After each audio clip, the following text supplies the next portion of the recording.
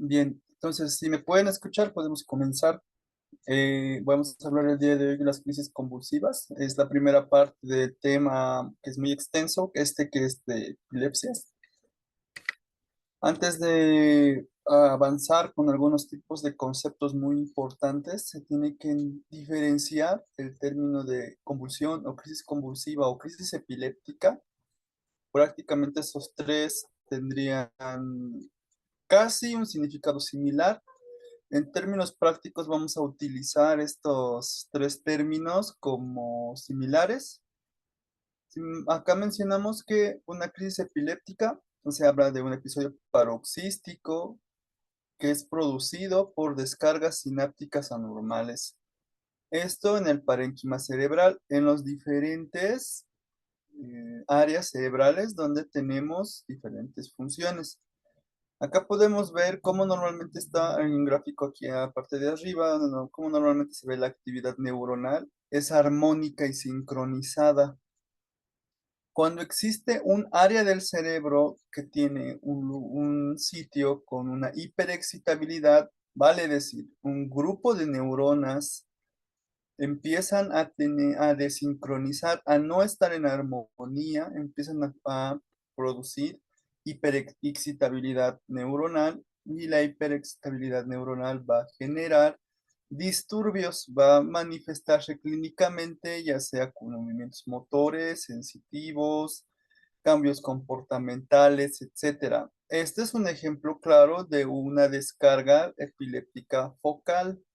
¿Sí? Focal, o sea, solo un área del cerebro que se pone de acuerdo para trabajar de manera errónea, de una manera desorganizada.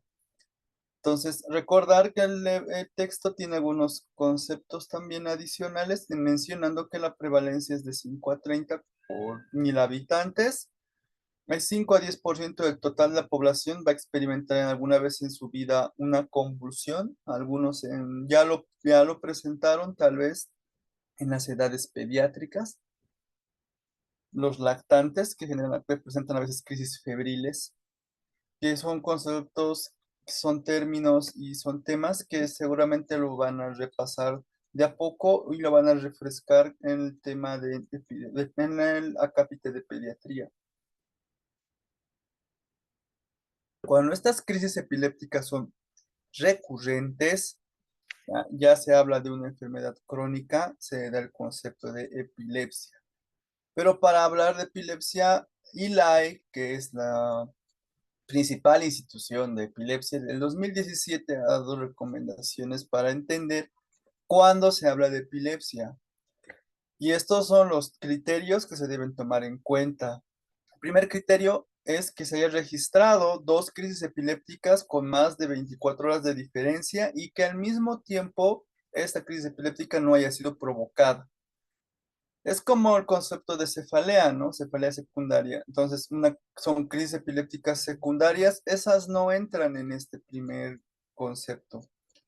Una crisis epiléptica no debe ser provocada ni secundaria a nada. Una persona que esté infectada puede presentar crisis epilépticas que representan que su enfermedad está yendo por mal camino. Sin embargo, cuando estos pacientes presentan crisis epilépticas después de un examen clínico exhaustivo o laboratorial, imagenológico, y no se ha encontrado una causa que haya hecho que ese paciente haya pintado una crisis epiléptica, entonces se le puede considerar a eso como una epilepsia. Dos crisis con una diferencia de 24 horas. Recuerden eso muy bien. El otro habla de probabilidades. Aquí hay paciente que haya presentado una sola crisis, pero tenga una alta probabilidad de convulsionar, de presentar una crisis epiléptica los próximos 10 años. ¿Qué quiere decir esto? Por ejemplo, alguien que haya convulsionado esta mañana, en la tarde se hace su estudio de tomografía, su estudio de resonancia magnética, y se evidencia un tumor que no ha estado generando síntomas los últimos meses, pero sí en esta oportunidad se ha manifestado con una crisis epiléptica. Entonces, este paciente, mientras no se opere, sí tiene probabilidades, es un ejemplo, ¿no? Pero, pues, este paciente pues, es un ejemplo muy grosero que se estoy dando ahora porque se refiere a otro tipo de análisis, por ejemplo, algunas alteraciones en la corteza cerebral, Pueden ser algunas alteraciones en el electroencefalograma, algunos hallazgos. Entonces, a eso más que todo se refiere el ILAE, ¿no? A que nosotros dentro conocemos ya este paciente por completo y sabemos que es muy probable que vuelva a convulsionar dentro de los próximos, puede ser los siguientes días o los siguientes 10 años. Entonces, a este paciente se le da el término de paciente con epilepsia. Y aquellos que tengan las características que puedan completar para considerarlo un paciente con síndrome epiléptico, que es algo que voy a repasar en unas diapositivas más adelante. Por ejemplo, acá el síndrome epiléptico, que es aquel trastorno neurológico que tiene tres diferentes características simultáneas. Pacientes que tienen manifestaciones clínicas típicas, esta es una, cuando el paciente infante presenta espasmos musculares sincronizados. Esta postura que presentan algunos lactantes no es normal y es propia del síndrome de Lennox-Gastaut.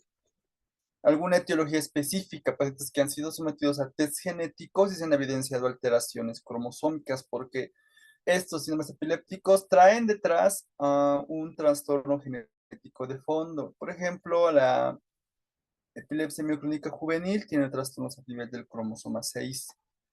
Manifestaciones patológicas, puede mencionarse esto por el tipo de crisis que presenta, el tipo de hallazgos en el electroencefalograma o hallazgos en lo que es la resonancia magnética. Por ejemplo, algunos pacientes que presentan esclerosis a nivel del lóbulo temporal, regiones del lóbulo temporal, que van a evidenciarse en esclerosis temporal mesial. Entonces, estos tres tipos de características que agrupa un paciente dentro de sus características de la epilepsia o durante la valoración que tú le haces y encuentras estos tres hallazgos clásicos bien descritos en la literatura relacionados a un diferente tipo de síndromes epilépticos, porque hay una lista bien larga de síndromes epilépticos. Les he mencionado tres comunes que menciona y hace énfasis en el texto. Lennox-Gastaut, epilepsia mioclónica juvenil y también la artritis temporal mesial. Lo voy a ir hablando poco a poco durante esta sesión. Bien, entonces la ILAE divide al tipo de crisis epiléptica, tipo de convulsiones en tres tipos. Crisis epilépticas de inicio focal, las de inicio generalizado y las de inicio desconocido. Entonces son tres tipos de grandes grupos de crisis epilépticas. Vamos a desarrollar ellas poco a poco. Anteriormente las focales se conocían como crisis parciales. Actualmente se ha puesto este término, se lo ha hecho atrás, lo ha hecho a un lado y ahora simplemente hablamos de crisis focales. Y se relacionan a esta imagen que tengo acá, en el lado derecho de sus pantallas, donde hablamos de un foco epileptógeno que está generando manifestaciones neurológicas. La crisis generalizada será una descarga simultánea. En este caso, como pueden ver, el foco epileptógeno es generalizado. Hay dos teorías, una en la que se menciona que estas crisis generalizadas son crisis focales que rápidamente se diseminan. O por otro lado, son pacientes que tienen enfermedades genéticas. Vale decir que todas las neuronas están enfermas y todas a la vez hacen disincronía. Entonces, o pueden tener alteraciones bioquímicas, estructurales, secundarias a algo genético, o problemas que hayan sido provocados por ese al momento del nacimiento, con una hipoxia muy importante, pacientes que hayan presentado paro cardiorrespiratorio por muchos minutos sin una resolución y que llegan a tener a la larga alteraciones en la parte de lo que son las neuronas y generan una crisis generalizada. Entonces son dos diferencias muy importantes y recuerden que estas son las dos primeras divisiones de las crisis epilépticas. Hay otras de inicio desconocido en las cuales no se juntan, por ejemplo, la suficiente información para poder catalogar a una crisis como focal o generalizada. Empezamos con las convulsiones focales. Entonces es una descarga anómala en la red neuronal localizada y circunscrita. Ya hemos visto hasta cuatro gráficos diferentes, aquí hay otra. Y recuerden que esta descarga va a ser en un mismo hemisferio. La ley recomienda dividir estas crisis focales, en dos, tomar en cuenta dos tipos de características al momento en que el paciente nos describe cómo son sus convulsiones. Primero, si el paciente tiene compromiso de la conciencia o no la tiene. Esto, si el paciente es consciente de sus crisis, él te describirá cómo son las mismas. Si el paciente no presenta tiene un compromiso de conciencia y pierde el conocimiento, por así quiero decir, pierde la noción y no recuerda exactamente qué ha pasado, el que te va a describir será su familiar o alguien cercano al momento en que ha ocurrido esto. Entonces es fácil entender cuándo ha habido un compromiso de conciencia y cuándo no. Si el paciente conoce cómo es su crisis, sabe cómo empieza, sabe cuánto dura y puede describirla perfectamente, porque una crisis epiléptica tiene también una característica importante, es estereotipada, vale decir que siempre van a presentar las mismas características, en la mayoría de los casos. Luego, cuando hablamos del inicio, vale decir si tiene un compromiso motor o no motor. Algunos que tienen, como por así decirlo, esa percepción de que su mano empieza a moverse sin tener una voluntariedad clara, o sea, se mueve por sí sola. Eso es algo motor. Y todo lo que no sea movimiento se reproduce en la siguiente categoría, en esa categoría donde están las crisis epilépticas focales no motoras. Todo lo que no sea motor vale decir cambios de comportamiento, hormigueos, etcétera. Tener en cuenta también que estas crisis focales posteriormente pueden volverse generalizadas, o sea, puede ser que después de un tiempo el paciente está mostrando esos síntomas, su mano está agitándose, tiene unos movimientos no controlados que duran unos minutos, segundos algunas veces, y que más adelante va a llevar a que tenga un compromiso generalizado de toda la corteza. Estos pacientes van a perder el sentido de la conciencia. Bien, entonces, ¿qué también hay que entender acerca de las crisis focales? Que, bueno, si tenemos que apoyarnos del electroencefalograma, no solo para estas, sino también para todos los tipos de epilepsias que vamos a ir describiendo. Y recordar que el libro de Harrison, y si ustedes van a ir revisando, hace mucha énfasis en el electroencefalograma. Pues enseñarles el electroencefalograma sí es amplio, pero vamos a hablar de las cosas más importantes que deberían entender, porque teniendo en cuenta también que el libro no tiene muchos gráficos. Bien, antes de pasar a escribir la diapositiva, vamos a mencionar la importancia de estos tres gráficos que se encuentran. Por ejemplo, acá el lado izquierdo de sus pantallas estoy apuntando, menciona y está mencionando acá como el electroencefalograma de una persona normal y despierta, con los ojos cerrados. Se puede evidenciar imágenes, líneas armoniosas, están armoniosas y de bajo voltaje. Ese es un ritmo normal. Y en un lado de este gráfico verán algunas letras. F frontal, C central, P parietal o occipital. Asociado a algunos números, 3, 2, 4, se ven ahí. Cuando se habla de F, ya mencioné la región frontal, C central, P posterior, perdón, P parietal o occipital. Cuando se habla de números, lo que sea impar se relaciona al lado izquierdo y lo que es par se relaciona al lado derecho. Entonces, si dice F3, estará este electrodo, porque se ponen electrodos en el cuero cabelludo del paciente para poder identificar la actividad neurológica que presenta. Si dice F3, pues o F3 a C3, será que este electrodo está entre la región frontal y central del lado izquierdo.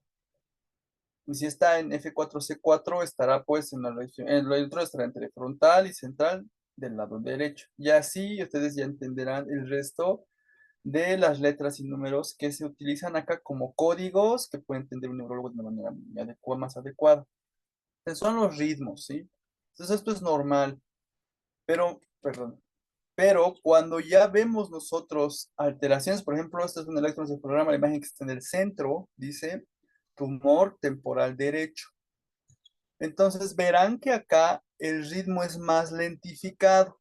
O sea, los grafoelementos se ven, lo que se veían chicos, se ven un poco más grandes. Entonces son grafoelementos lentos. ¿Por qué? Porque este electrodo que es en el cuero cabelludo del lado derecho no está captando actividad neuronal. El tumor no tiene tejido nervioso, tendrá cualquier otro tipo de tejido, pero está interviniendo en la actividad neurológica normal, en la actividad excitable. Entonces, por eso se verá de una forma muy diferente. Y se puede ver acá que las letras las letras y números hacen referencia a un tumor frontotemporal derecho. ¿Sí? Entonces, ya está teniendo unas ideas más o menos de lo que estamos viendo. Y en el lado izquierdo, al ser el tumor solamente en el lado derecho, en el lado izquierdo no tendría que haber ningún tipo de alteraciones. Se puede ver ahí armoniosamente actividad eléctrica de bajo voltaje y que no está desorganizado. Y está un poco desorganizado.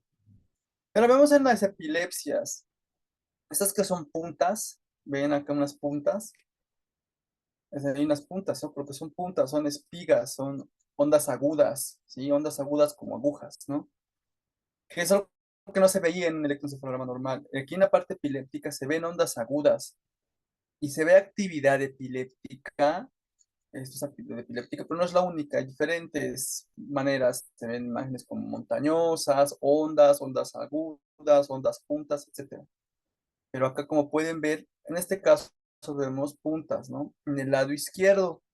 Hay aquí una actividad epiléptica temporal izquierda, porque la mayoría del compromiso consta con letra T, se puede evidenciar ahí y está mencionado acá como actividad eléctrica temporal por estas puntas que se presentan. Entonces, no tener en cuenta también, ahora que ya saben nociones básicas del electroencefalograma, que no todo paciente, o sea, no todo electroencefalograma que te reporte como normal, quiere decir que el paciente no tiene epilepsia. No es un gold estándar. El estudio de electroencefalograma sirve de apoyo, ¿sí? Es de apoyo para que nosotros podamos representar lo que el paciente menciona en un estudio, ¿sí? El paciente, si su estudio está normal, no quiere decir que él no tenga epilepsia. Eso tiene que ser muy claro. Pacientes con epilepsia, el estudio puede ser normal. No siempre se ven, porque esto es un pantallazo, es como un electrocardiograma. Tú, un paciente vas a ver que tiene, pues, probablemente tiene alteraciones del ritmo, pacientes mayores, y por el hecho de que su electrocardiograma sea normal, un electro que se ha hecho en 1 o 2 minutos, no quiere decir que pues, durante todo el día no llegue a ser en algún momento alteraciones del ritmo. Y pasa lo mismo con la epilepsia. Justo cuando estás haciendo el electroencefalograma, el paciente no tiene actividad epiléptica. Entonces, como es una imagen, una fotografía, un pantallazo, entonces no podemos nosotros decir que por el hecho de que tenga un electroencefalograma normal, el paciente no tiene epilepsia. Bien. Puede presentar rasgos lesionales, hemos mencionado espigas epileptiformes, ondas agudas, como se ve en la gráfica. No, a veces cuando la epilepsia es temporal o está en la región inferior del lóbulo frontal, ahí está la zona epileptogénica, cuando está en esos lugares, puede que el electroencefalograma sea normal, que no se vean estos grafoelementos debido a que estas regiones están muy escondidas. El hueso temporal es muy grueso y las estructuras que se encuentran en la región inferior del lóbulo frontal también son gruesas y al mismo tiempo está muy alejado del tejido cerebral. Por tanto, no suele estos electrodos no suelen detectar de manera adecuada eso. Algunas veces es necesario realizar microcirugías para poder introducir estos electrodos un poco más interiormente. Vamos a continuar todavía con las crisis focales. Aquellas motoras pueden dividirse en tónico-clónicas, mioclónicas. Ya hemos mencionado, el movimiento tónico se relacionará sobre todo a una contractura clónica, más que todo se referirá a un movimiento un poco más estructurado, como clonus, con movimientos ondulantes. Mioclónicas, movimientos ondulantes específicamente en el músculo, no ya en grupos musculares, sino en un solo músculo. Cuando hablamos de crisis focales no motoras, ya he mencionado síntomas sensitivos, pues, que presentan adormecimientos en un lado del cuerpo, en las manos, síntomas sensoriales, por ejemplo, que tengan epigastralgia, Cacosmia, que es la alteración de la percepción de los olores. Solamente ellos perciben olores raros, el resto de la gente que está alrededor de ellos no percibe y no comparte su percepción olfatoria. Están teniendo alteraciones de la percepción visual, lo que normalmente veían de un tamaño lo empiezan a ver pequeño, el semáforo, los vehículos los empiezan a ver pequeños en la calle. Son manifestaciones neurológicas focales no motoras. Síntomas autonómicos, sudoración, piloerección, solamente en un lado del cuerpo, síntomas emocionales, angustia, que es un dato muy importante. Entonces, estos son síntomas focales, síntomas neurológicos focales que el paciente puede presentar y que puede estar relacionado a crisis epilépticas. Hay algunas características que suelen presentar, no todas, pero sí algunas crisis focales, sobre todo cuando estamos estudiando al paciente y estamos relacionándolo con diagnósticos diferenciales. Lo que se conoce como marcha jacksoniana, porque al día marcha no se refiere a, por ejemplo, a la marcha del segador, la marcha hemiparética, la marcha que aprendieron en semiología, no. Cuando hablo de marchas jacksonianas, Jackson describió esto, marcha como una serie de pasos, como un avance. Vale decir que estos pacientes empiezan a tener síntomas, ya sea movimientos o adormecimiento, síntomas. Bueno, es que en este caso hablamos de motor, vamos a hablar de síntomas motores. Vale decir, movimientos ondulantes. Empieza con la mano, con los dedos.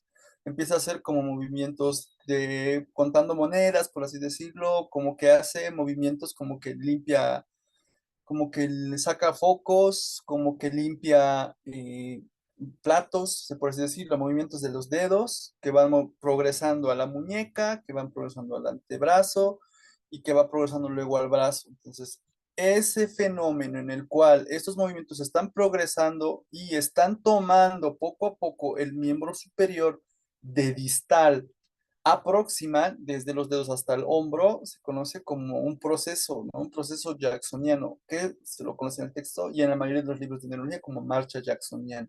Entonces, ese fenómeno en el cual el paciente dice, mis movimientos duran unos segundos y empiezan en los dedos, luego continúa con lo que es la muñeca, y se va al antebrazo y luego al codo, al brazo y luego en el hombro. Entonces, eso es este fenómeno en el cual progresan los movimientos y toman el control de una extremidad poco a poco, se conoce como marcha jacksoniana. Otros pacientes mencionarán que tienen esos movimientos en la mano, en las piernas, y que después de que ha concluido esta crisis epiléptica focal motora, llegan a tener parálisis de ese segmento. No la pueden mover como aquellos pacientes que presentan un stroke, un accidente cerebrovascular. Entonces, genera preocupación tanto en el paciente como en sus familiares de que no pueda recuperar esa funcionalidad. Entonces, esta parálisis es momentánea, no es continua. Entonces, una parálisis que se va a recuperar, el paciente va a recuperar la funcionalidad. Entonces, eso se la conoce como parálisis de TOD, aquella parálisis que es revertible, se va a revertir, le des uno del tratamiento antiepiléptico, por si acaso. Desde esta parálisis que se revierte posterior a un evento motor, a una crisis focal motora, se conoce como parálisis de TOC o paresia de TOC. Hay algunos pacientes que pueden estar con ese movimiento de, como les dije, limpiando vidrios, movimientos de conteo de monedas, movimientos de abrocharse un botón, movimientos como de abrir y cerrar las manos, movimientos continuos, pueden llegar a ser de horas a días y eso se puede conocer como epilepsia parcial continua. Estos pacientes van a presentar resistencia al tratamiento clásico. Son pacientes que presentan resistencia, ¿sí? No la creo, no, ya se volvió sobrecarga. A ver. Sáquelo, Micrófono, doctor. por favor. Sáquele, doctor. Sáquele todo.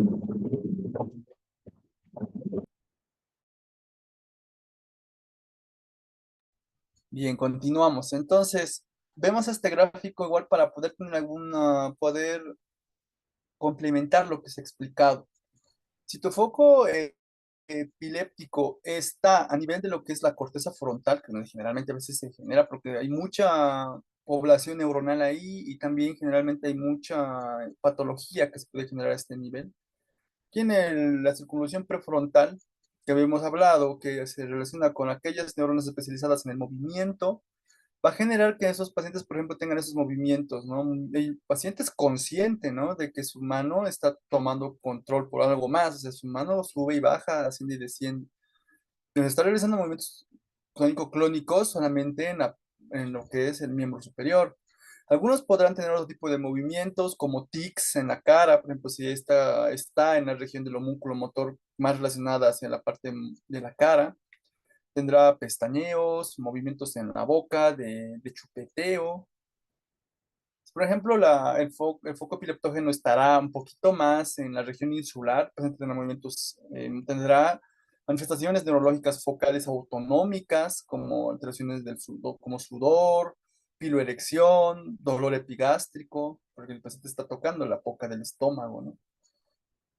Generalmente son pacientes que pues son muy refractarios, ¿no? Lo ven miles de gastroenterólogos, no pueden tratar a estos pacientes. ¿Por qué? Porque este tipo de epigastralgia no es una epigastralgia, pues, por una patología del estómago, ¿no?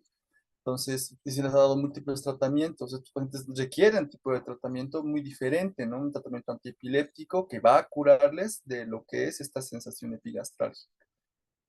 ¿Cómo diferenciarlo? Fácilmente porque esta sensación epigastrálgica tiene una duración muy corta la mayoría de las veces, pero es molestosa. Cuando presentan focos epileptógenos a nivel de lo que es la región sensitiva, somatosensorial, los pacientes presentarán hormigueos, si el foco epileptógeno estará en la región occipital, presentarán alteraciones visuales, en la parte temporal, alteraciones, o inclusive podrían presentar alucinaciones auditivas.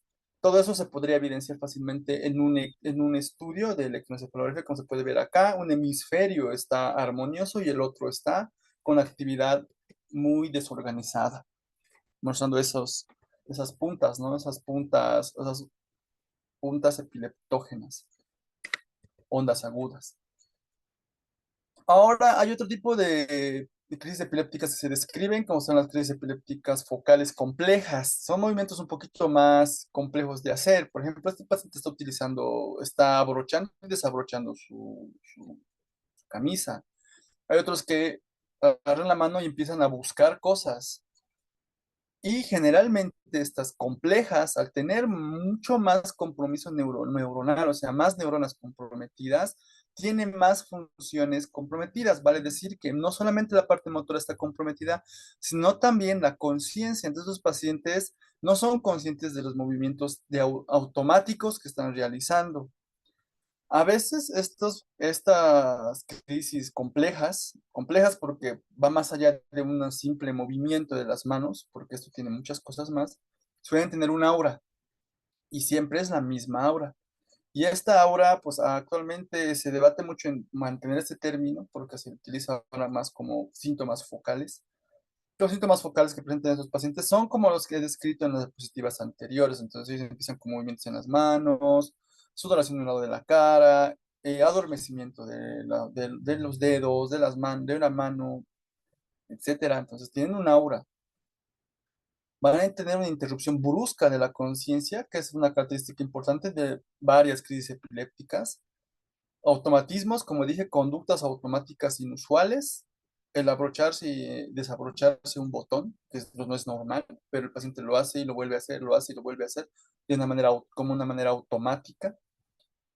Después de acabar toda la crisis, el paciente tiene una confusión, no recuerda qué ha pasado, tiene que pensar mucho para saber qué está haciendo o dónde está, o para poder orientarse.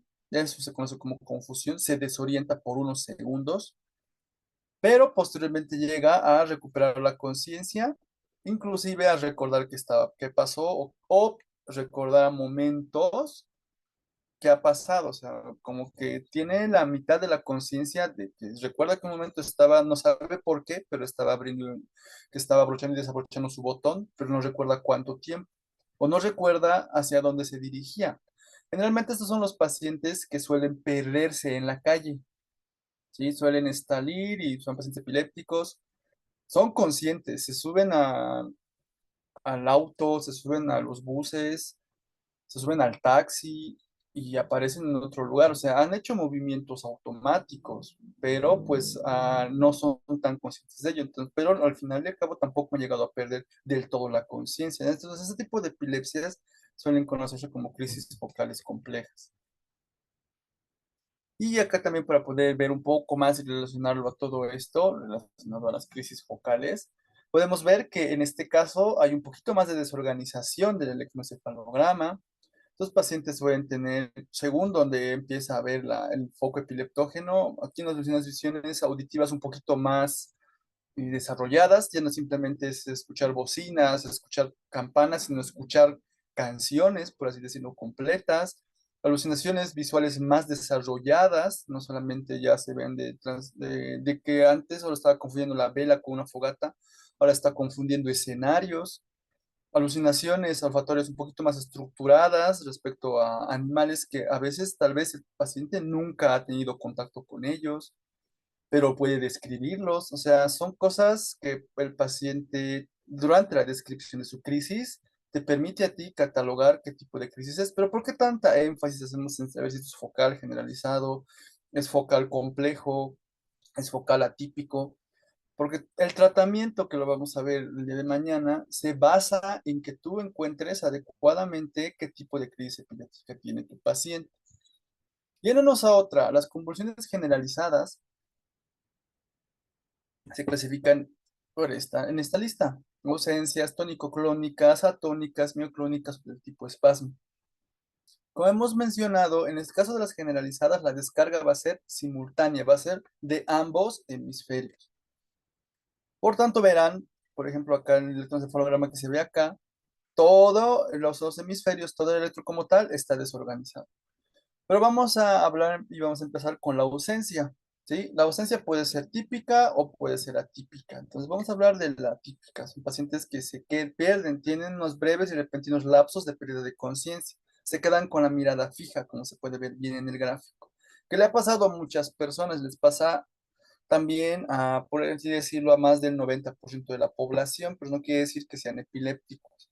Los pacientes que tienen la crisis de ausencia son pacientes que no pueden realizar ningún tipo de actividad, son problemas docentes que no pueden tener, que no tienen un desarrollo adecuado, por así decirlo, no pueden aprovechar de manera adecuada la escuela, es decir, porque estos pacientes tienen muy frecuentemente estas ausencias. Entonces, al tener frecuentemente estas ausencias, no pueden trabajar, no pueden estudiar, no pueden atender. Entonces, ese tipo de pacientes son epilépticos, requieren tratamiento. Es una manera de diferenciar entre un paciente con epilepsia y un paciente que simplemente tiene ausencias muy esporádicas. Estos breves y repentinos lapsos de pérdida de conciencia, recuerden que no va a tener una pérdida de control postural, vale decir que como se ve en el gráfico, el paciente no se desmaya, no se cae al suelo, como pasa con otro tipo de crisis, como las tónico-clónicas generalizadas. El paciente después de presentar esta ausencia no va a perder, no va a tener una confusión posictal, algo que presentaban las crisis focales un poquito más estructuradas. Generalmente los pacientes o sea, no son conscientes de la misma, ¿sí? Pueden estar con la conciencia normal, pueden continuar haciendo lo que estaban haciendo. Por ejemplo, este paciente dejó de leer, pero inmediatamente acaba la ausencia, va a volver y va a retomar su lectura sin problema. La mayoría de las veces no lo toman en cuenta y el que se da cuenta son los familiares o los amigos o el maestro, que al niño o al adolescente está pues pasándole una clase como tal.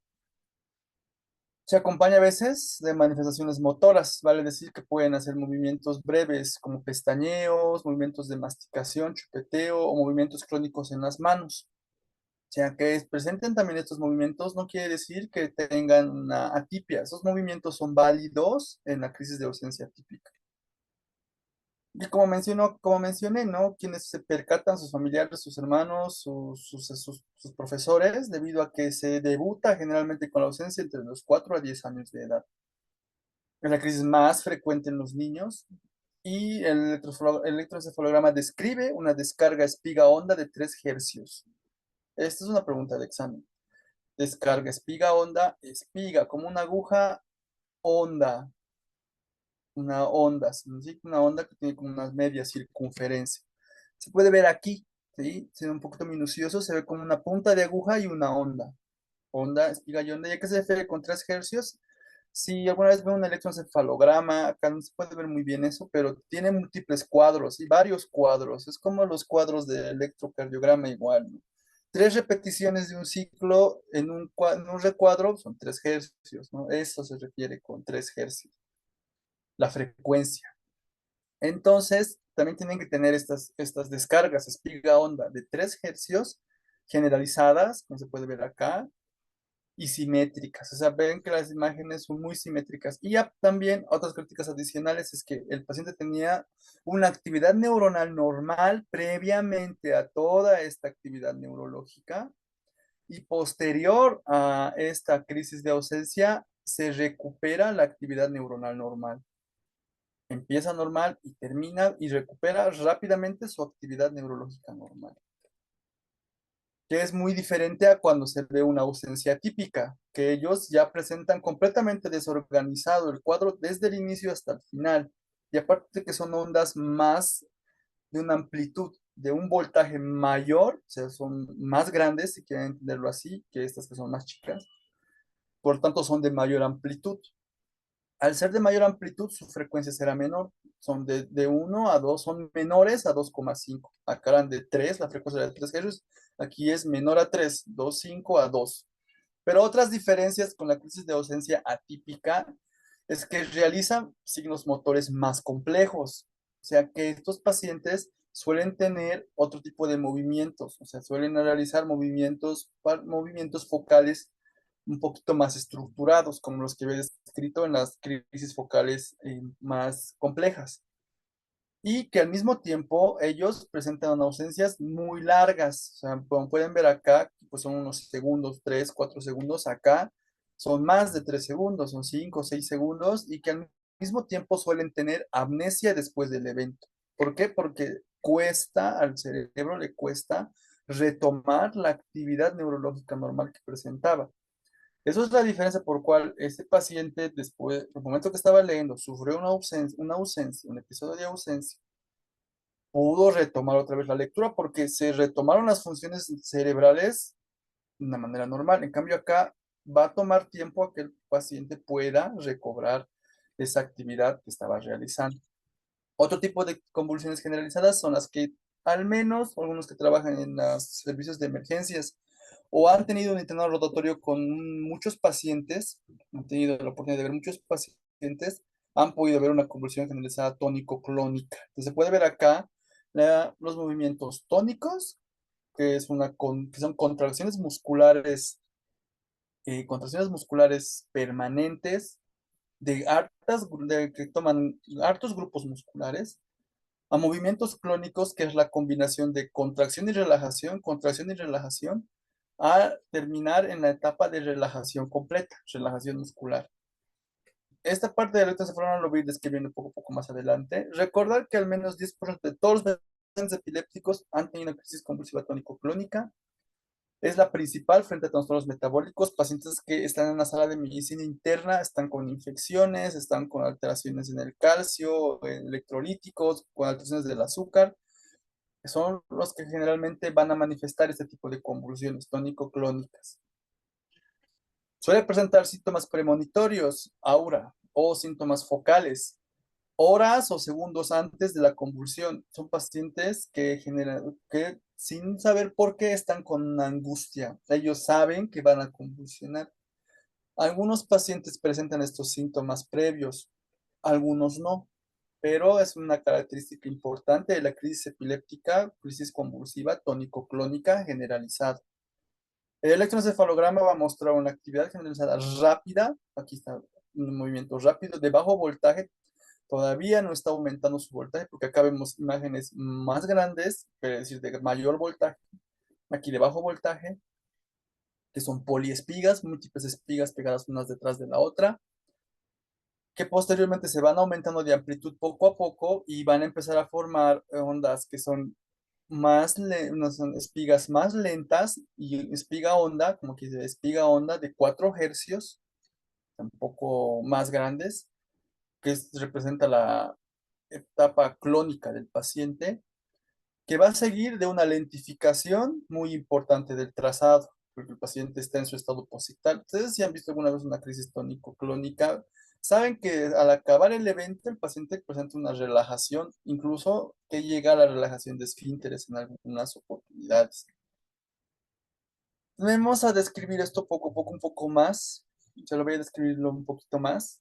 Cuando el paciente presenta la primera etapa, la etapa tónica, el paciente tiene un espasmo laringio y eso se manifiesta porque las cuerdas vocales están en la laringe, como un grito y tal. No siempre se ve, muchas veces sí. El paciente presenta un grito inusual, sí, un grito que no tiene una causa, ¿sí? El paciente que grita y sana ya, luego se arroja al suelo. También, al haber contractura de los músculos de la faringe, se va a acumular saliva en la garganta. Cuando hay un movimiento de contractura de mandíbula, el paciente puede llegar a tener una mordedura de lengua. Cuando hay movimientos tónicos en los músculos respiratorios, no ingresa el oxígeno de manera adecuada y el paciente puede llegar a tener una cianosis de unos segundos de duración. Entonces, la contracción, la fase tónica de contractura muy abrupta y de una contracción muscular de un impacto muy importante va a generar los síntomas que he mencionado. Posteriormente vamos a pasar a movimientos clónicos, que son relacionados a movimientos en los cuales se va de manera simultánea, se van a poder alternar movimientos de contracción y relajación, que es ese movimiento en el cual el paciente se encuentra temblando. Contrae y relaja, contrae y relaja, contrae y relaja el músculo y por eso hace esos movimientos de temblores que alguna vez han visto. Al terminar toda esta fase de movimientos, el paciente presenta una fase posictal en la cual se ve una relajación, ¿no? Una relajación de la musculatura como tal, en la cual puede haber relajación de esfínteres o relajación de los músculos salivatorios. Ha habido acumulación de saliva. Se han relajado los músculos de la salivación y el paciente va a manifestar cialorrea, que se puede ver como espuma en la boca. Poco a poco el paciente va a recuperar la conciencia, pero va a tener amnesia al evento, no va a recordar qué ha pasado, dónde estaba, qué ha pasado, cuánto tiempo ha durado o qué personas estaban con él el momento que ha ocurrido este evento. También va a presentar el paciente dolor porque obviamente ha generado movimientos musculares muy bruscos y tal vez hasta se ha golpeado con el suelo, por tanto va a tener mucho dolor generalizado, va a tener hambre y fatiga debido a que ha consumido el azúcar, ha consumido glucosa, toda la contractura muscular generalizada que ha presentado el paciente, que está generando que el paciente manifieste que tiene fatiga y también hambre.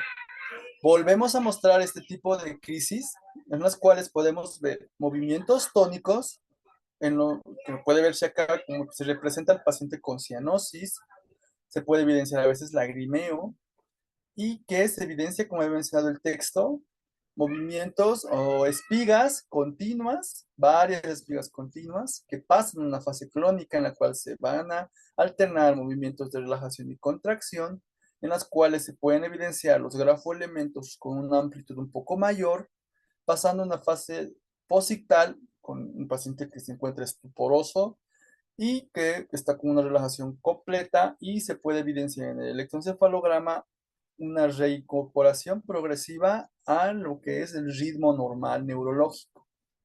Entonces, así se describe por etapas y se puede evidenciar cómo el paciente se puede representar en sus movimientos clínicos con lo que son los grafoelementos del electroencefalograma. Acá les doy algunas cosas adicionales, como por ejemplo, estos pacientes van a presentar hipopupilar en su etapa posictal. Tú al paciente lo encuentras desmayado, puedes verlo con liberación de esfínteres, ya te da una noción muy importante de que probablemente tenía una crisis epiléptica. Y también vas a encontrar estas cosas muchas veces. Al ver las pupilas vas a ver que estas se encuentran parpadeando, como un hipopupilar, se conoce eso, o que presentan signo de Babinski, que es que nos agarra un objeto romo con una aguja no puntiaguda y se pasa por el borde lateral del pie, se puede evidenciar cómo el pie presenta un movimiento en abanico de todos los dedos. Entonces es el signo de Babinski positivo. Esos datos que se pueden evidenciar ahí son datos muy claros y muy evidentes de que este paciente probablemente haya presentado una crisis epiléptica tónico-clónica. También hay lo que son las crisis atónicas, en las cuales se puede llegar a presentar una pérdida repetitiva de 1 a 2 segundos. También, puesto un tono muscular postural, se puede ver en el gráfico muy claramente. Los pacientes suelen usar casco porque pierden el tono muscular completo y pueden llegar a golpearse la cabeza. Suele verse mucho en los niños, ¿no? La conciencia se altera brevemente, pueden tener caídas en la cabeza, como se puede ver en el gráfico muy claramente, muy gráfico por si acaso esa imagen. Generalmente ocurren en la mañana. El electroencefalograma evidenciará hallazgos tipo espiga onda, seguidas de ondas lentas en todo lo que es los dos hemisferios, por eso son difusas, y forma parte de las características de síndromes epilépticos.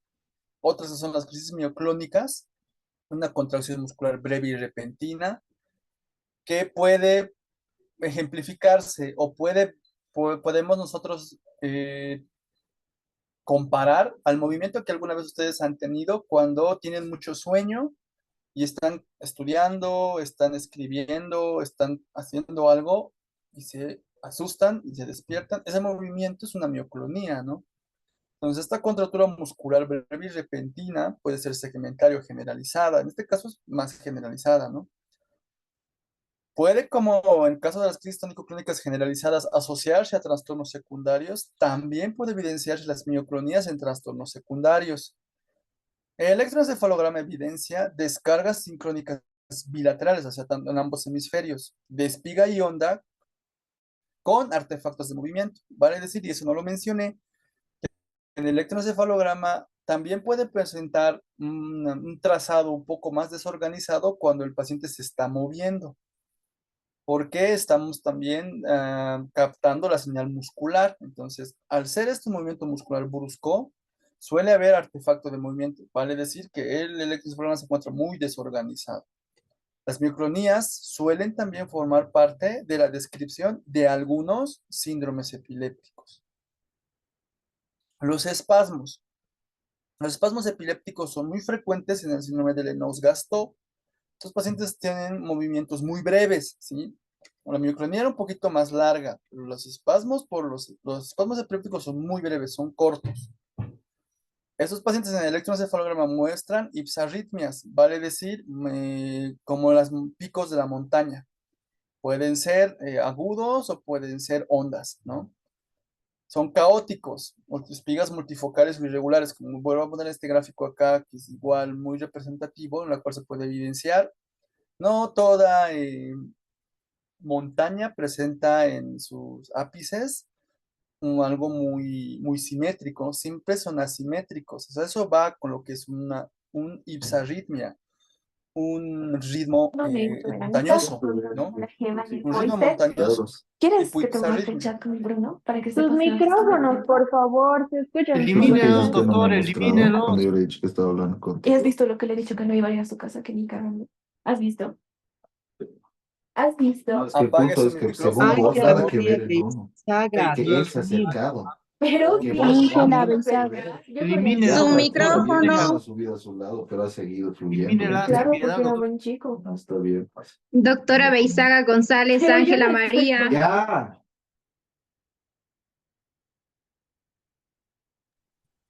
Volvemos a empezar. Entonces, habíamos hablado que los espasmos epilépticos presentan una ipsarritmia, Porque movimientos porque parece ípsicos muy buena gente, me parecidos a los montañosos. Buen chico. Entonces, se puede evidenciar un fondo caótico con espigas irregulares y ondas agudas. Y no solamente en el electroencefalograma, sino en la electromiografía se evidencia un patrón romboideo, como una imagen del rombo. Acá no se ve tanto así, pero son un poco más imaginativos. No quiero ser Los, grosero. Déjame así como yo te lo Doctor, mostré. silencio. Doctora Beizaga González, Ángela María, por favor, su micrófono.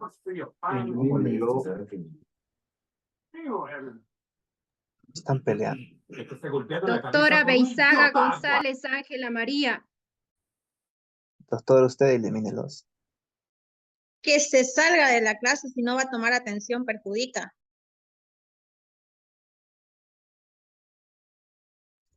Continuamos. Entonces, había mencionado que el electroencefalograma es un estudio en el cual vemos electrodos alrededor del cuero cabelludo. La electromiografía es un estudio en el cual se ponen electrodos cerca de los músculos. Entonces, como ya hemos dicho que estos movimientos son musculares, se puede evidenciar en la electromiografía imágenes romboidales. Aquí se tiene que ser un poco más imaginativo para poder ver esos rombos.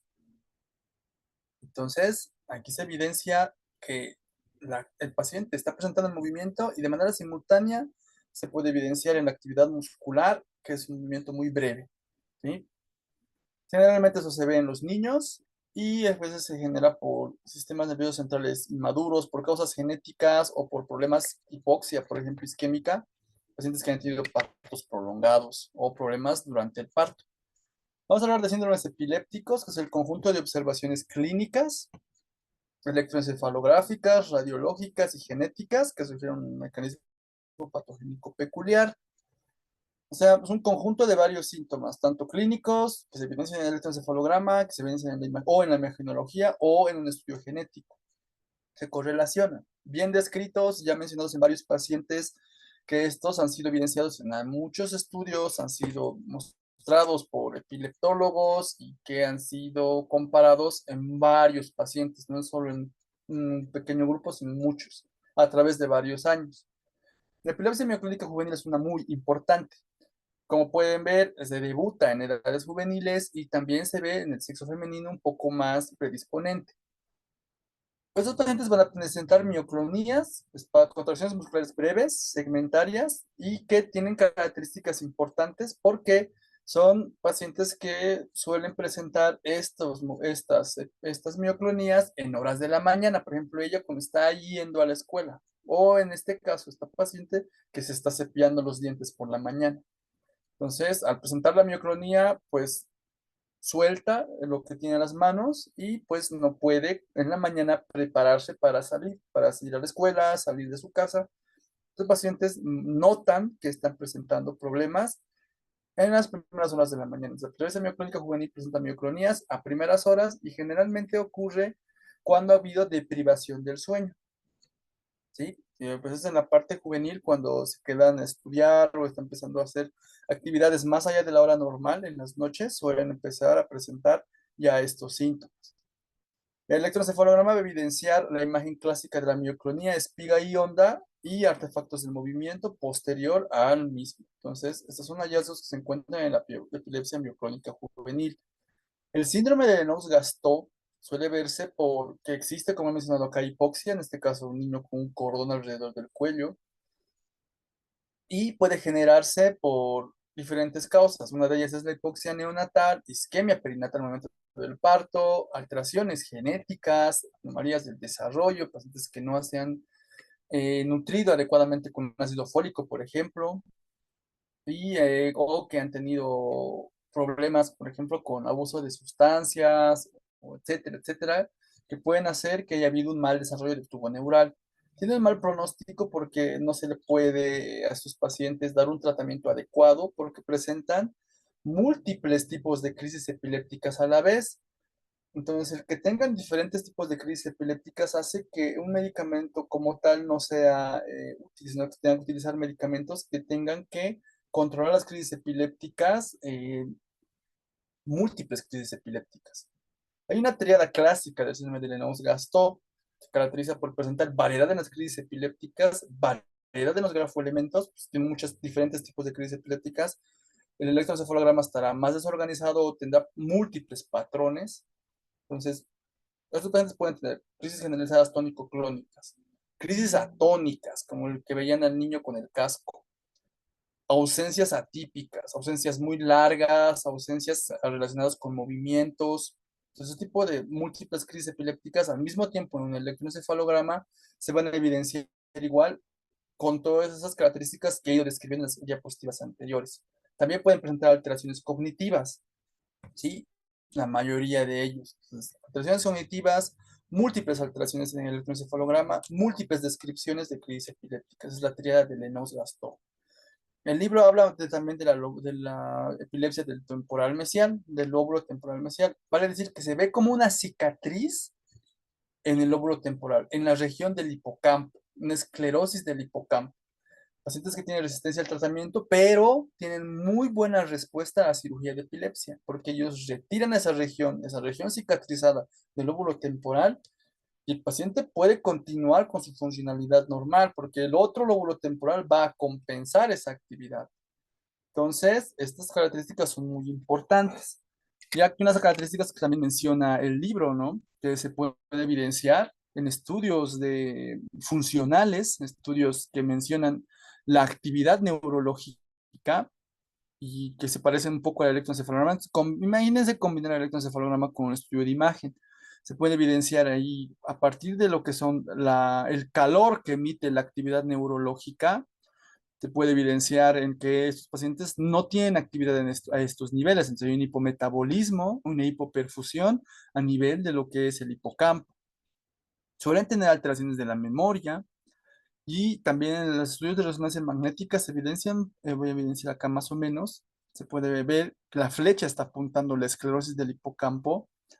Y al hacer esta área un área sin parénquima, sin neuronas, se puede ver que acá y puede verse que el cerebro está un poquito inclinado hacia este lado porque hay menos parénquima cerebral a este nivel. Puede verse también que algunas áreas, algunos ventrículos están un poco más crecidos en esta área porque este lugar no tiene parénquima cerebral.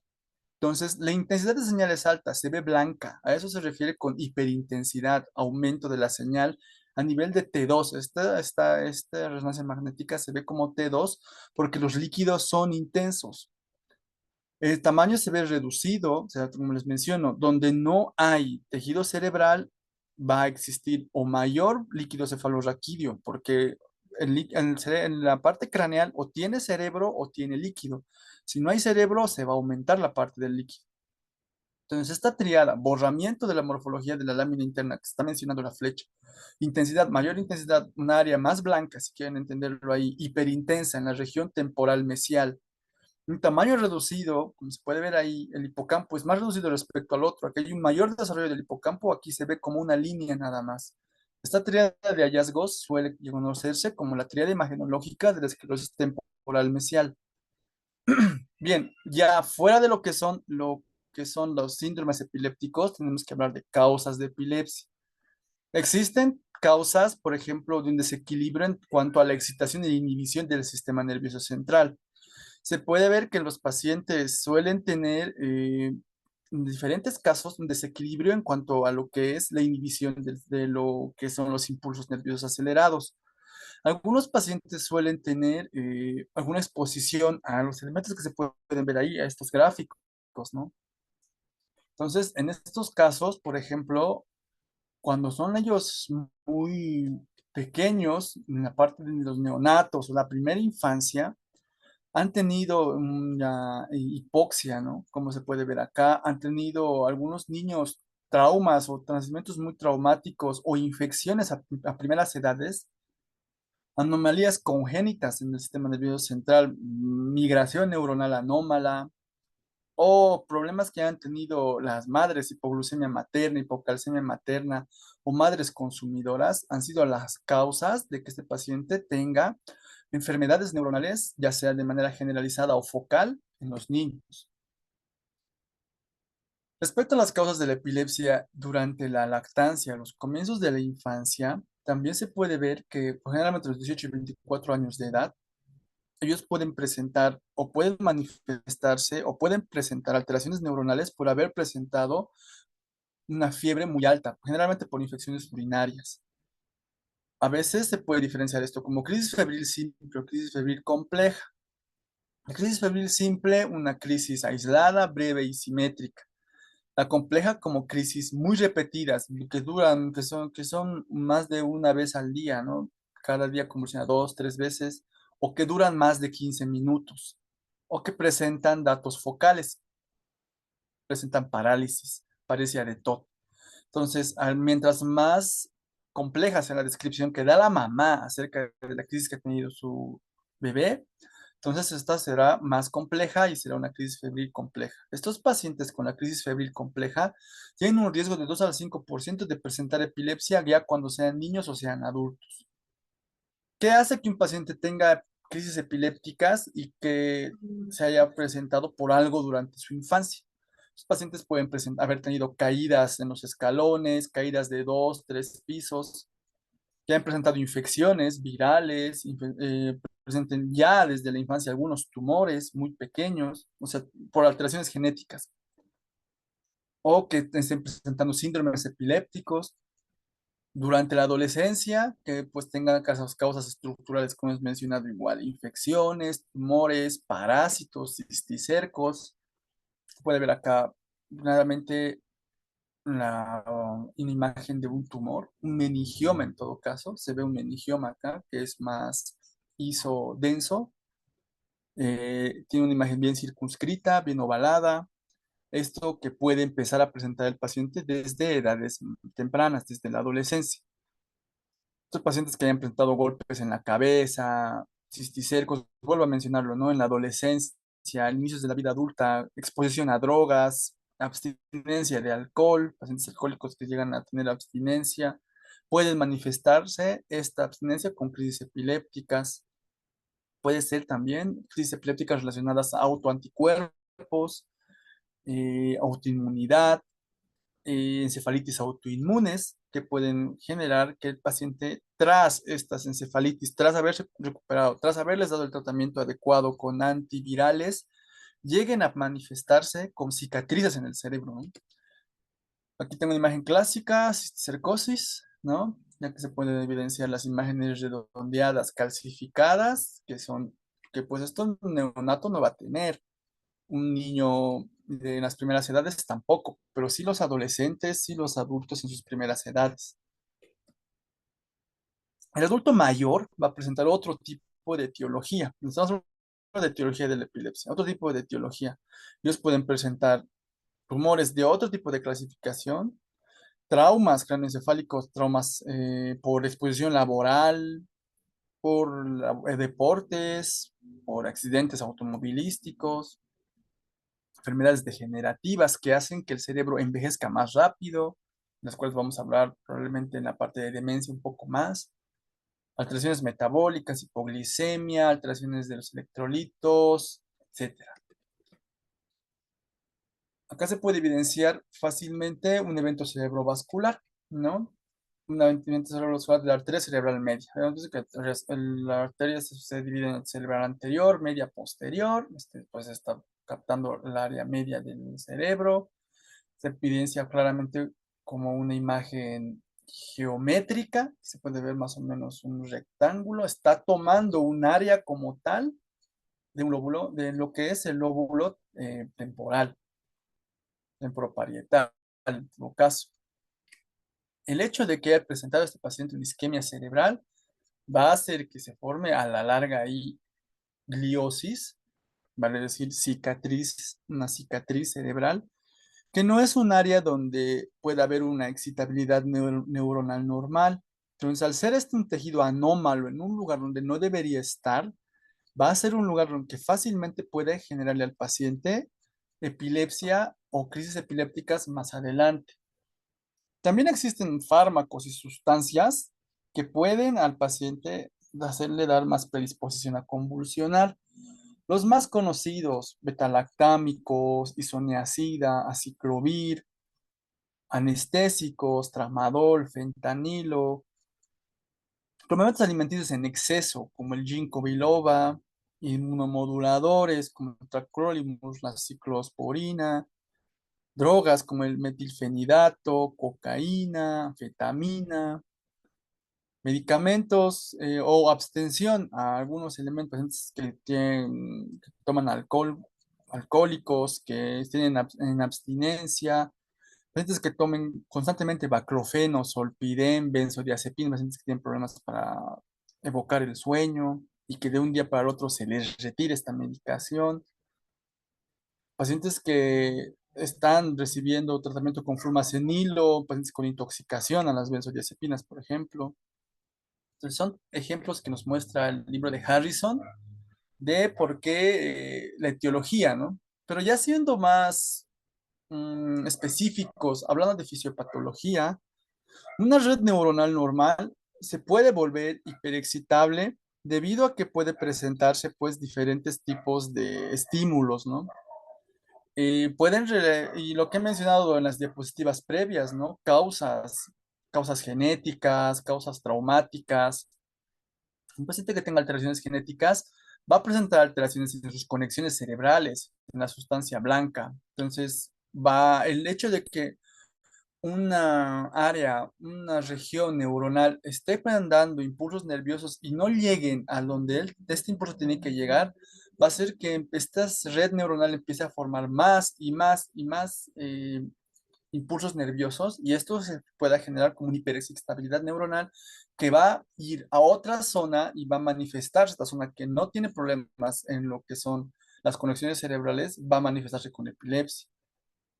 También eso se puede ver más que todo en la epilepsia temporal mesial, ¿no? Que algunas áreas, algunas regiones cerebrales se han perdido, ¿no? Neuronas inhibitorias, porque hay neuronas excitatorias y hay neuronas inhibitorias que van a evitar que a la larga de la vida de una persona no se llegue a formar epilepsia.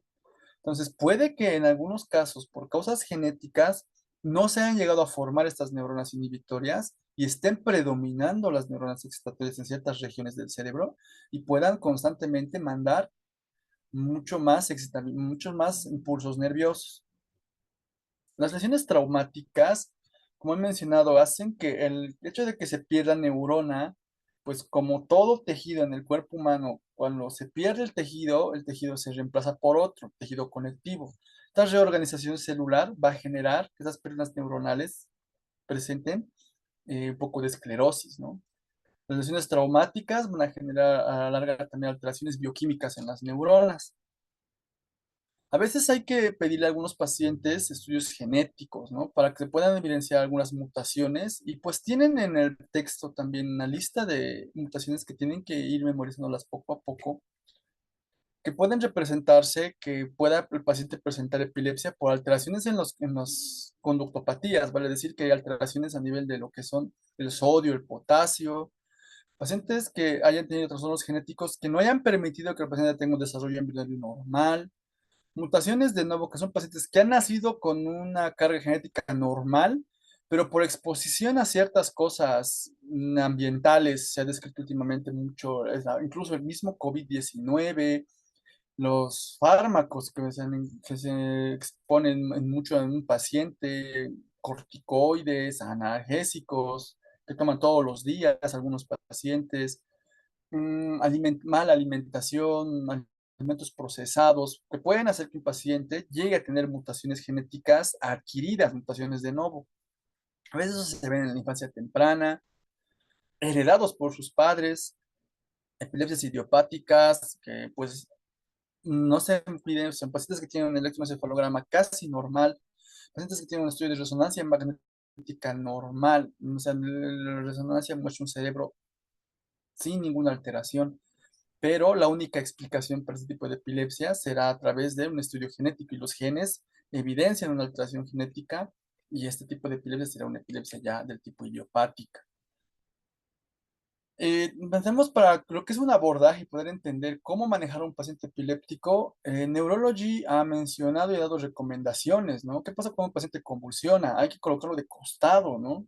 Hay que averiguar qué pasó antes y después, porque recuerden que durante la etapa de la relajación, o sea, hemos dicho que el paciente presenta una fase tónica, una fase crónica y una de relajación. Durante la etapa de relajación, el paciente va a presentar mucha salivación y esto puede hacer que el paciente llegue a tragarse un poco de sus secreciones y puede tener una neumonía. Entonces siempre hay que poner al paciente de costado. Hay que alejarlo de cosas que lo lastimen, las paredes. No hay que poner nada en la boca porque el paciente al hacer movimientos tónico-clónicos, o sea, movimientos clónicos en los cuales se van a alternar movimientos de contracción y relajación, pueden hacer que, y esos movimientos son muy bruscos, son muy violentos. Entonces, si el paciente cierra la boca y tú tienes los dedos en la boca, vas a hacer que el paciente te genere un trauma muy importante. Se han perdido muchos dedos al intentar hacer eso, ¿sí? Entonces, recuerden enseñar, ¿no?, a las personas que viven con pacientes con epilepsia que no se debe colocar nada en la boca, ¿no? Porque le puedes generar hasta fracturas dentales al paciente. Entonces, no, si el paciente va a morderse la lengua, pues eso se puede solucionar más adelante. ¿Va a generar una hemorragia? Sí, se va a solucionar más adelante, pero esos son daños mínimos comparados a lo que puede pasar por fracturas dentales, por pérdidas en de los dedos, de las falanges, por evitar la mordedura, evitar la que se considera, lo que consideran muchas veces por lógica, la mordedura de lengua, evitar la mordedura. Si la mordedura de lengua ocurre, pues se puede solucionar más adelante. Pero perder una falange, perder dedos, generar fracturas dentales son cosas que son más complicadas de manejar. Entonces recuerden no colocar nada en la boca durante los movimientos tónico-clónicos. ¿Qué más tenemos que hacer una vez que hemos evidenciado y presenciado cómo estamos abordando a un paciente con epilepsia? Hay que preguntarle, ¿no? ¿Qué ha pasado durante el momento? ¿Tuvo algún disgusto? ¿Tuvo una pelea? ¿Está con fiebre? ¿Ha presentado un golpe en la cabeza meses, años atrás? ¿Cómo ha sido su infancia? ¿Ha tenido un nacimiento muy complicado? ¿Ha nacido por una partera? ¿Ha nacido en el área rural? Algo que se está perdiendo poco a poco, pero actualmente sigue presentando en nuestra población ese tipo de antecedente. Problemas durante el periparto, la embarazada tuvo enfermedades, se tuvo que internar, el niño entró a incubadora, entró a neonatología, etcétera, ¿no? Son cosas que hay que tomar en cuenta. Al examen físico hay que evidenciar algunas cosas, ¿no? Esclerosis tuberosa se relacionan pacientes que tienen manchas tipo café con leche en el dorso, en las axilas, imágenes que son muy descriptivas acá, que son relacionadas a tipos de alteraciones neurológicas o epilepsias que se desarrollan en la infancia. Pacientes que presenten alteraciones en la auscultación del corazón, pacientes que presenten alteraciones en los campos visuales, se tiene que hacer un examen físico completo, ¿no? Y se tiene que, pues, relacionar esto a las características que presenta el paciente. Pacientes que presenten debilidad, pacientes que presenten alteraciones en los reflejos osteotendinosos. O sea, un examen neurológico, muchas veces se ve que el examen neurológico pues está normal, ¿no?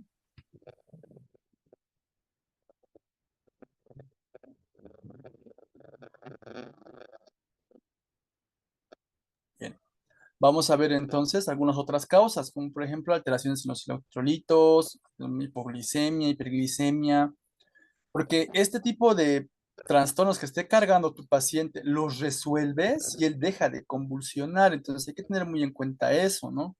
Pacientes que tienen antecedente de infección por VIH, pues hay que hacer una punción lumbar para descartar una neuroinfección.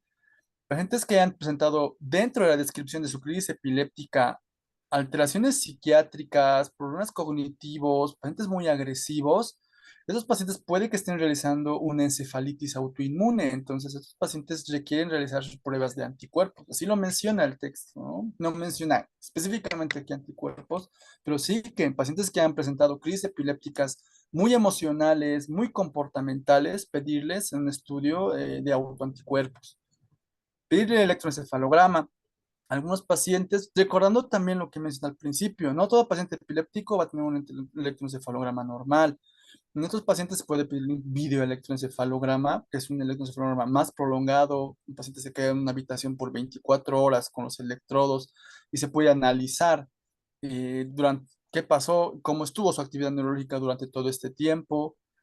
Se debe entender también que se debe buscar la actividad convulsiva electrográfica, para eso pues necesita mucho entrenamiento, y eso pues le ayudará mucho a un neurólogo en estos casos. El electroencefalograma necesita también presentar maniobras, ¿no? Se realizan algunas maniobras de estimulación. Se hace que el paciente presente una actividad eléctrica alterada. A veces estas maniobras de evocación de las crisis epilépticas se generan de la siguiente manera. Se le puede al paciente dar hiperventilación, se le hace respirar de una manera muy lenta y una manera muy prolongada. Se le presenta una estimulación luminosa, se le pone un estroboscopio, se hacen imágenes parpadeantes o se le pide que no duerma una noche antes. Entonces, esas son maniobras que hacen que nuestro electroencefalograma nos muestre unos hallazgos más, unos grafoelementos más dirigidos a la crisis epiléptica.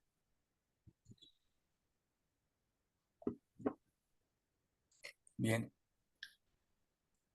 La electroencefalografía, pues son cosas que he hablado al principio. Cuando hablamos de trazos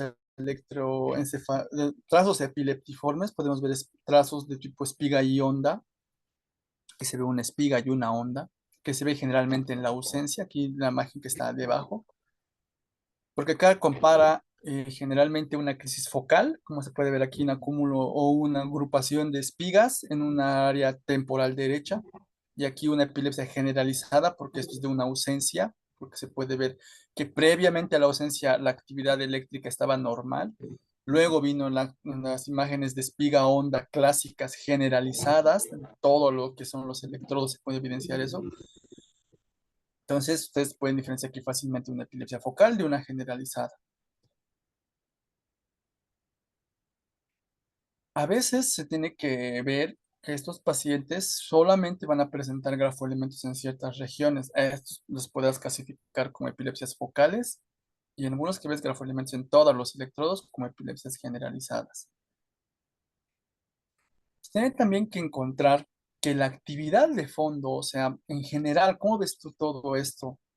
¿No? Si ves unos grafoelementos muy accidentados, o sea, como hemos visto en unas gráficas de la epilepsia del tipo, en el tipo ausencia atípica, donde se podía ver imágenes en espiga, onda, en todos los electrodos, nos va a poder nosotros entender que este paciente tiene un mal pronóstico. Vale decir que la corteza cerebral que él tiene está presentando múltiples áreas de hiperexcitabilidad.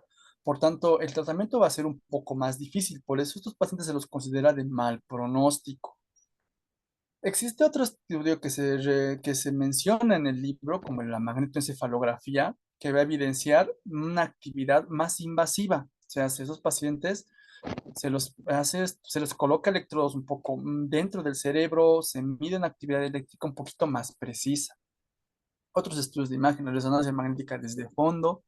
Acá se puede ver que hay alteraciones en la migración neuronal. Esa es una alteración de migración. Las neuronas no llegaron al lugar donde debían haber llegado. Esa es una alteración de migración neuronal.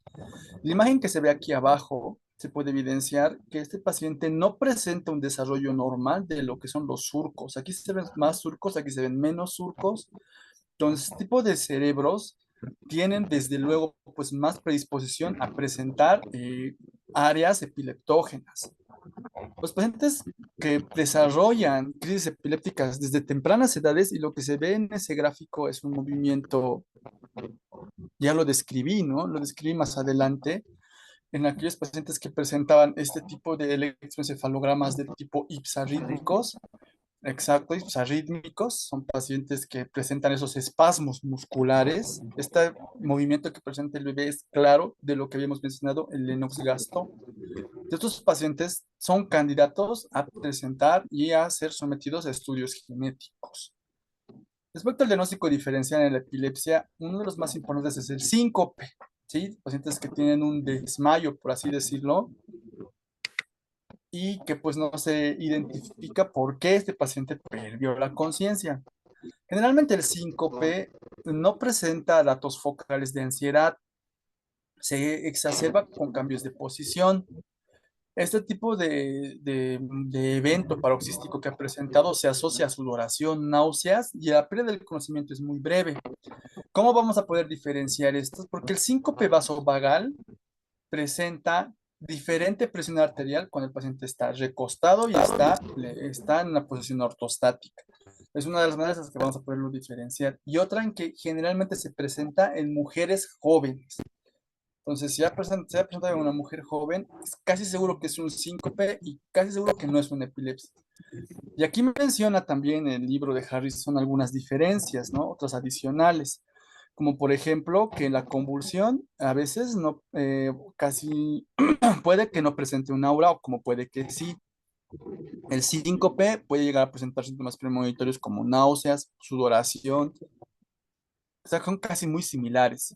Las convulsiones van a durar minutos, el síncope dura segundos. Aquí no puede llegar a durar un síncope más allá de los 15 segundos, es algo muy importante. El paciente que presenta una convulsión puede presentar cianosis y espuma en la boca, y el que ha presentado síncope, palidez, porque volvamos a mencionar que los pacientes presentan alteraciones en la presión arterial. Los pacientes con convulsiones han presentado movimientos muy agresivos y muy bruscos y tienen dolor muscular. En el de los síncope, rara vez va a mencionarte que tiene eso. Va a haber mordedura de lengua en algunos casos con convulsión y casi nunca en el síncope. Incontinencia vesical, ambos pueden llegar a presentar. Y dolor de cabeza es algo muy importante, la cefalea posictal en las convulsiones que no se ve en el síncope. Crisis psicógenas, pacientes que estén simulando una crisis epiléptica, así lo mencionan algunos médicos internistas, ¿no? Que están simulando, pero nosotros ya dentro de la neurología y la psiquiatría mencionamos más esto como crisis psicógenas, ¿sí? Estos pacientes son candidatos a realizarse las videoelectroencefalografías porque estos pacientes tienen una cámara y se puede evidenciar cómo están presentando estas convulsiones. Generalmente estos pacientes, al estar simulando una crisis, presentan movimientos muy amplios, movimientos de la cadera. Van a darse cuenta que ellos mueven mucho lo que son las caderas de arriba hacia abajo, porque es lo que nuestra corteza motora presenta muchos más neuronas a nivel de este lugar y llega a controlarlo. Y al querer imitar esos movimientos tónico-clónicos, ellos mueven mucho la cadera, giran la cabeza de un lado a otro, que no es muy clásico, ¿sí? Que el paciente esté girando a momentos de sí o de no. Entonces, de esta manera nosotros vamos a podernos dar cuenta que este paciente está presentando una crisis psicógena. Agita las cuatro extremidades y no pierde el conocimiento. Te vas a dar cuenta que le empiezas a hablar o empiezas a darle un estímulo que solo él puede responder y lo empieza a hacer. Entonces, estos pacientes suelen no perder el conocimiento de manera completa. Suele durar mucho tiempo. Lo hemos mencionado que las crisis tónico-crónicas, que es la más imitada, los movimientos tónico-crónicos en general son los más imitados, suele durar unos minutos, a menos de que se entran en un estatus, desde luego, ¿no? Pero estos pacientes psicógenos suelen tener los movimientos mucho tiempo, minutos y horas. Como menciona el video, electroencefalograma es el método diagnóstico. Se utiliza la prolactina, porque pues la prolactina en los estudios de bioquímica se evidencia alterado en los pacientes que han presentado una crisis epiléptica y en los que han presentado una crisis psicógena, esto se va a mantener normal. Entonces, aquí voy a mencionarlo eso, ¿no? Las crisis epilépticas generalizadas van a elevarse 30 minutos, hasta 30 minutos después de la postconvulsión. Esto es una recomendación que ha dado igual, es una recomendación de tipo de clase 1, en la cual se puede utilizar lo que es la prolactina sérica en esos pacientes que han presentado una crisis epiléptica real. Entonces, tú lo mandas a un estudio, a un paciente, lo más pronto posible de medición de prolactina y lo vas a encontrar elevada en aquellos pacientes que sí hayan presentado una crisis tónico-crónica generalizada. Vamos a las conclusiones. A pesar de que la crisis epiléptica es una manifestación cardinal, no toda crisis epiléptica va a siempre tratarse de epilepsia. Ya hemos mencionado las primeras diapositivas. Paciente epiléptico es aquel que tiene mucha recurrencia y el paciente aquel que no tiene crisis epilépticas secundarias.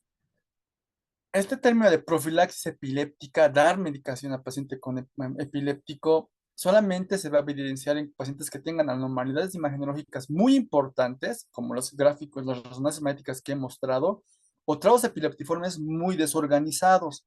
Crisis, estudios de electroencefalograma que presenten ondas, que presenten espigas, que presenten ondas agudas, de una gran amplitud, muy desorganizadas, generalizadas. Ese tipo de pacientes serán candidatos a recibir profilaxis epiléptica. La identificación del síndrome epiléptico va a ayudar a que demos un tratamiento adecuado, ¿sí? Que tú en cuanto diagnostiques un síndrome epiléptico va a hacer que ese niño pueda algún momento llegar a tener una calidad de vida adecuada.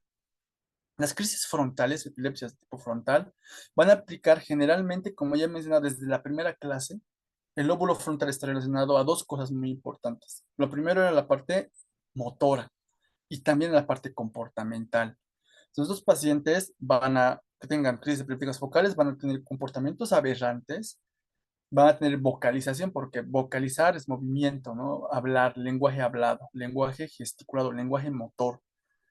van a tener movimientos gesticulados o tics que pueden mencionarse en pacientes que tienen crisis frontales. Entonces, estos hay que reconocerlos bien para poder diferenciarlos de crisis psicógenas, porque tener en cuenta también que aquellos pacientes que están, por así decirlo, simulando una crisis epiléptica, ya sea porque están queriendo tener una compensación por parte de su familia, compensación monetaria, etcétera, fuera de esos contextos, son pacientes que puede que tengan algún trastorno en en la corteza frontal y los esté llevando a comportarse de esa manera. Entonces, esto implica pues un análisis muy a detalle, no solo de un neurólogo, de psiquiatras, de estudios y poder a la larga tener una valoración más multidisciplinaria. Entonces, acá les dejo una frase final antes de pasar a las preguntas, porque sí ha sido una sesión un poco larga. Entonces, vamos, ¿alguien tiene unas preguntas puntuales, tal vez? Algo que podamos responder o poner, qué sé yo, poder solucionar alguna duda o algo que tal vez se haya interrumpido durante la clase o no se haya podido apreciar del todo. Doctor, una pregunta. ¿Por qué se eleva la prolactina después de la epilepsia? Perfecto, pues se le va la prolactina porque en algunos casos, y no solo en las mujeres, también en los varones, esta región de ubican que esta parte que había mencionado que hay mucha contractura muscular, también esta contractura muscular a nivel de lo que son los músculos pectorales, tanto en glándulas mamarias activas o inactivas, o glándulas mamarias numerosas o muy pequeñas o de menor número como los varones, ese estímulo es un estímulo muy rápido. Entonces, el hecho que haya una estimulación muscular muy agresiva por las contracturas musculares que vienen en los músculos pectorales hace que se pueda llegar a liberar la prolactina casi simulando a uno de estos reflejos que presenta el bebé al querer lactar.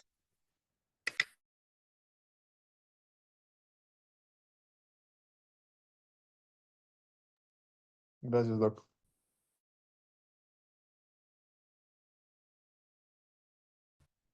Buenas noches, doctor. Una consulta. Dígame. En caso de los lactantes que presenten movimientos involuntarios o espasmos y tengan los estudios normales, ¿se puede hacer un diagnóstico diferencial con otras enfermedades o se cataloga ya que tiene una crisis convulsiva? Generalmente los lactantes siempre van a generar crisis focales, ¿sí? Porque ellos no tienen desarrollado lo que es el cuerpo calloso del todo. Es muy difícil ver que un paciente tenga un diagnóstico diferencial en un niño, ¿no? Ellos requieren, la mayoría de los niños, siempre un videoelectroencefalograma. Si el videoelectroencefalograma es normal, este paciente casi 90% de las veces se le va a poder catalogar como no epiléptico. Si este videoelectroencefalograma es anormal, ya se lo puede considerar como epiléptico y recibir su tratamiento. Gracias, doctor. Buenas Doctor, noches, buenas doctor. noches. ¿Sí? Quería hacerle una pregunta. En caso de las miocronías del sueño, ¿podemos considerarlas como que van a llegar a ser epilepsia? ¿A qué se refiere con mioclonías del sueño? Más o menos me podría describir un poquito. Me llegó a consulta una mamá con un bebé de 1 año y 3 meses y me refería que el bebé tenía movimientos durante el sueño de dedos Muy de bien, la mano ahora y sí, ya pie. queda más claro, sí, ya queda más claro. Sí. Forman parte un poco del desarrollo, eso sí, los movimientos que ocurren durante el sueño, son movimientos nocturnos que pues no que se consideran hasta más adelante con una crisis epiléptica. Entonces, mencione que este paciente se tiene que ser evaluado por un neuropediatra para poder hacer unos estudios adecuados, pero que en la mayoría de los casos suelen ser pacientes que no llegan a tener epilepsia más adelante. Muy poco probable que ese paciente llegue a ser epiléptico, sobre todo pues en los sueños, porque forma parte del desarrollo neurológico normal. Muchas gracias, doctor. Buenas noches, doctor. Una pregunta acerca de las características de las crisis focales motoras. El libro describe la parálisis de Todd. Está así como que dos líneas nada más. ¿Podría explicarnos, por favor? Bien, la describí acá, pero lo vuelvo a explicar, ¿sí? La apariencia de Todd, es la última pregunta porque son varias preguntas que tienen que responder, así que les van a ir respondiendo. Sí, las otras preguntas todavía las pueden hacer por el chat. La paresia de Todd, vale la pena describirla porque es muy importante. La paresia de Todd es un fenómeno que ocurre en algunos pacientes con crisis focales motoras, ¿sí? Crisis focales motoras o inclusive crisis o epilepsia o crisis generalizadas tónico-clónicas. Cualquier crisis epiléptica relacionada a la parte motora puede complicarse con paresia de Todd. Ahora, ¿en qué consiste esta complicación? En la etapa posictal, o sea, en la etapa posictal, el paciente cuando va recuperando la conciencia va a manifestar a su médico emergenciólogo, internista, general, neurólogo, que no puede mover un segmento de su cuerpo. Generalmente es un lado, no es todo, son las cuatro extremidades. O es el miembro superior o es el hemicuerpo, ¿sí? O es el miembro superior o es el hemicuerpo o es el miembro inferior. No lo puede mover, no tiene control de ese movimiento. Esa es una parálisis, paresia. Esta paresia se va a revertir. Esta paresia se revierte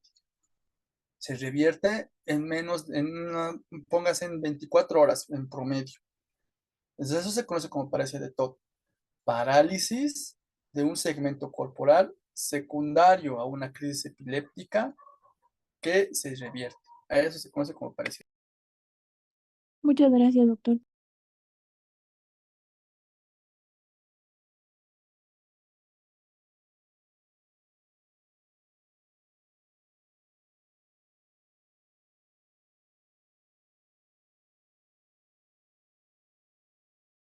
Doctor, ¿será que puedo preguntar? Y la última, sí. Ya. Doctor, tratamiento de elección para pacientes embarazadas. El día de mañana vamos a hablar de tratamiento. Ah, ya, listo, gracias.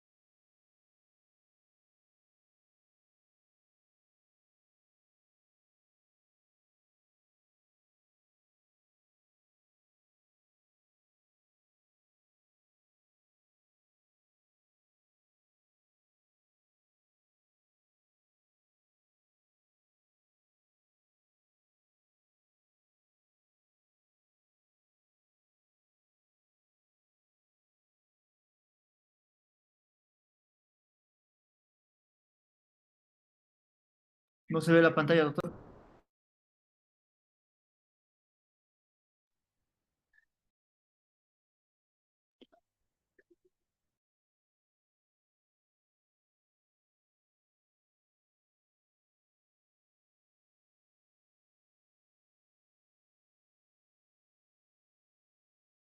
Doctor, ¿está ahí?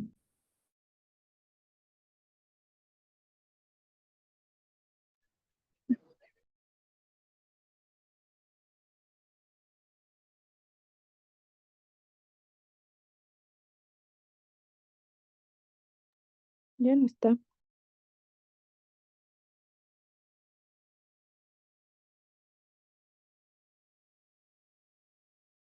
¿Se fue, doctor?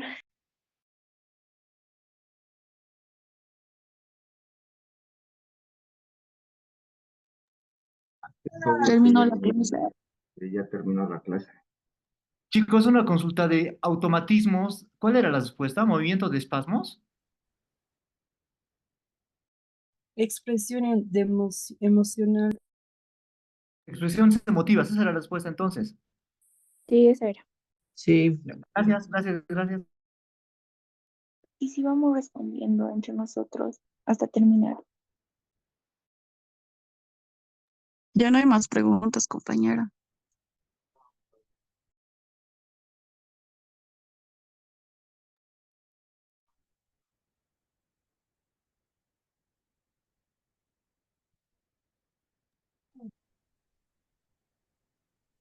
Sobra como 10 preguntas.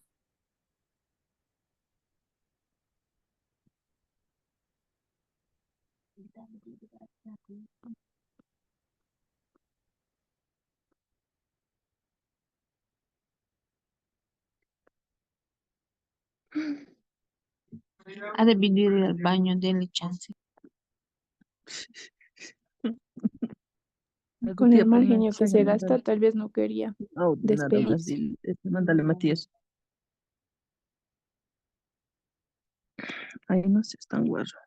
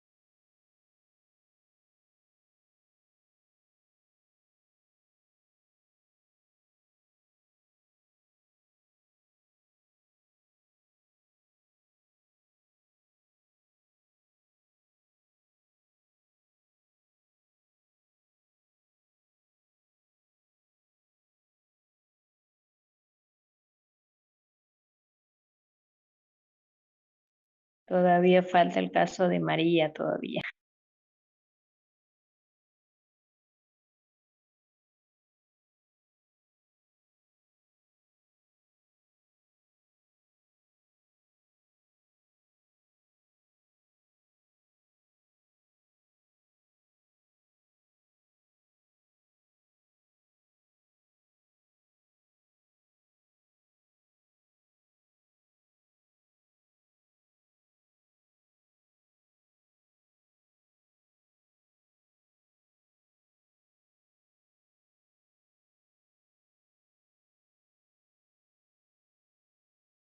¿Nos retiramos?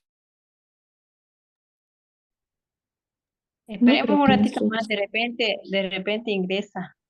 Si no, 5 minutos y de ahí nos vamos. Al inicio no resolvió el caso de María, ¿verdad, chicos? Porque desatenta.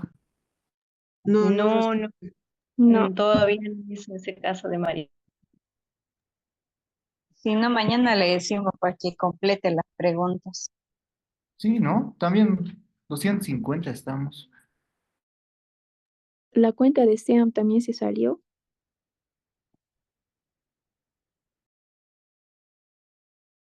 Sí, no está. Sí, se ha salido, no está el doctor. Nos retiramos, ¿no? Mira, 2:46, están saliéndose poco a poco. Mañana, chicos, nos vemos. Hasta Chao, chao. Sí, mañana, hasta colegas. mañana, chicos. Mañana le digamos al doctor que salió el doctor. Sí, de Que María se también hay que... despida, que se Ajá. despida la próxima. Saludos Sí. desde La Paz, compañeras. Guarden el video. Saludos. Saludos desde Santa La Cruz. Miguel, que Bye es María, bye. ¿lo puede tocar la clase, por favor? Por favor, el que haya grabado la clase, por favor, pásenlo porque no han mandado todavía a la plataforma.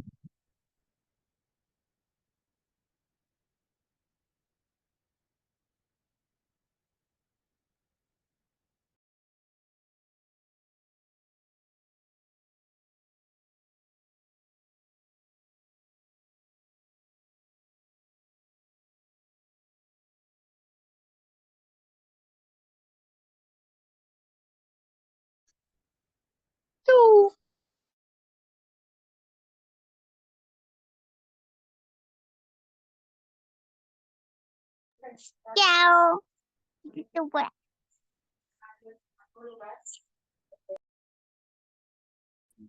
Hola chicos, buenas noches. Una preguntita. ¿No saben en qué lugar de la plataforma está el video del día lunes? La parte de anatomía y qué sería de neuro. Sí, tienes que entrar. Hola, buenas noches.